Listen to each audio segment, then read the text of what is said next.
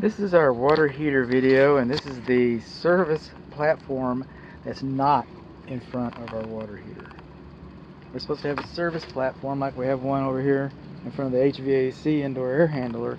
We're supposed to have a service platform kind of like what I'm standing on, but 30-inch square in front of the water heater, so you can plant a fat plumber right here and he can work on this.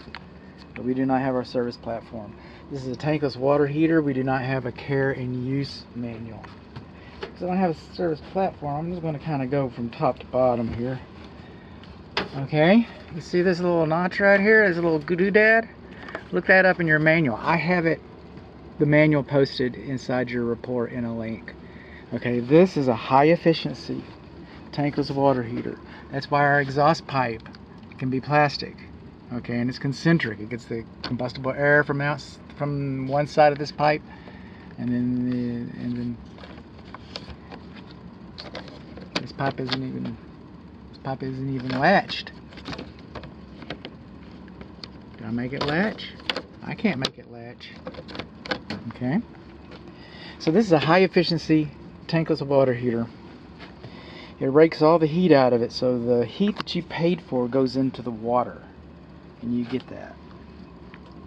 A byproduct of that, okay, is condensate. And so we have a condensate drain right here to drain the acid, because the condensate is acidic, to drain it out so that it doesn't, without this drain on here, the acid goes back in the heat exchanger and corrodes out your water heater. So now we don't have a 12-year water heater, a 14-year water heater. Now we've got a 5-year water heater. I'm not saying it's only going to last 5 years. It might last longer. I hope it does. But if it doesn't, we know why. Okay. Then over here on our gas piping, that condensate drain, okay, should go down into this drain. And when it goes down to this drain, okay, since it goes out on your back patio, I'm thinking maybe that you'd want and look at the instructions. I'd want a neutralizing filter. That's what I would want. Okay. So then we come on down here, and you see this red tape that's not been molested. Alright, so they didn't dial it in. Okay. Now, Renee knows pretty much how much gas pressure goes to residential, so it's pretty much preset at the factory, but the factory wants the installer to put a nanometer on that, and good luck, finding a plumber that's got one on his truck. If he does, it's all dusty underneath the seat somewhere. He just bolted it up.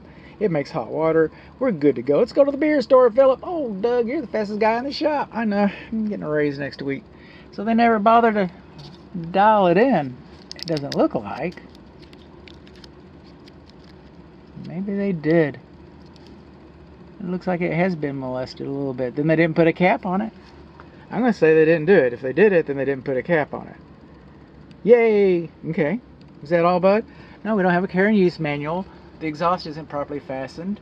Our condensate drain line does not drain to the pan with a loop and with a neutralizing filter. Okay, our gas wasn't dialed in. Okay, now our pressure relief valve, alright, it's supposed to have an air gap in the same room as the water heater.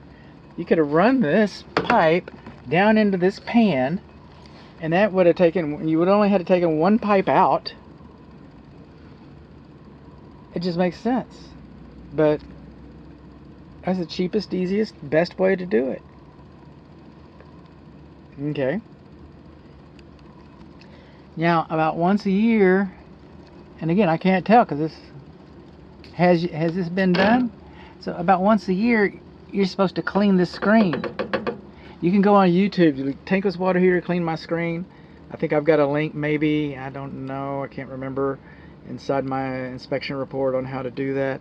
But if you're turnkey, just get a plumber, because you got to turn all these pipes, these valves. You got to isolate this filter. You got to isolate it, or you're going to get real wet. You don't even have a service platform. You just got a little bit of plastic underneath here. I guess that's supposed to save you from water leaks or something. I don't know.